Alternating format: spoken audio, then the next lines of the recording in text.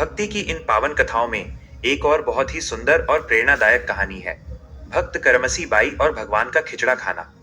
यह कहानी हमें सिखाती है कि भगवान को 56 भोग की जरूरत नहीं है। वे तो केवल भक्त के प्रेम और उसकी सरलता के भूखे हैं। जब भगवान ने बिना नहाए खाया खिचड़ा। करमसी बाई की कहानी।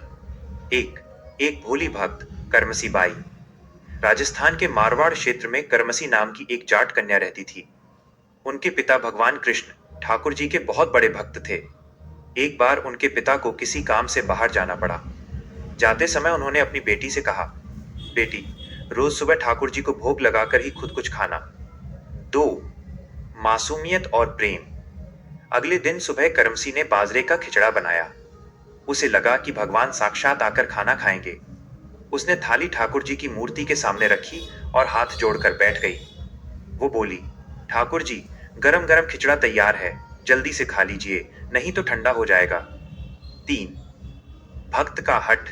काफी देर हो गई, पर मूर्ति ने खाना नहीं खाया। करमसी को लगा कि शायद भगवान इसलिए नहीं खा रहे क्योंकि खिचड़ा सादा है। उसने उसमें ढेर सारा घी और गुड़ डाला। वो रोने लगी और कहने लगी, तारांकन, अगर आप नहीं खाएंगे तो मैं भी आज भूखी रहूंगी। मेरे पिताजी तो कहते थे कि आप रोज भोग पाते हैं, फिर आज मुझसे क्या गलती हो गई। 4 भगवान की विवशता। करमसी का रोना और उसका भोलापन देखकर भगवान द्वारकाधीश से रहा नहीं गया। वे अपनी मूर्ति से साक्षात प्रकट हो गए। वे इतने जल्दी में थे कि उन्होंने न स्नान किया न कोई श्रृंगार। वे बस करमसी के सामने बैठ गए और बड़े चाव से वो बाजरे का खिचड़ा खाने लगे। 5 बिना नहाए क्यों आए। भोली करमसी ने देखा कि भगवान के बाल बिखरे हुए हैं और उन्होंने मुकुट भी नहीं पहना है। उसने उलाहना देते हुए कहा, तारांकन प्रभु, आप तो बिना नहाए ही आ गए, कम से कम तैयार तो होकर आते। भगवान हंसते हुए बोले, बेटी, तुम्हारे प्रेम की पुकार इतनी तेज थी कि मुझे तैयार होने का समय ही नहीं मिला। इस कहानी का सार।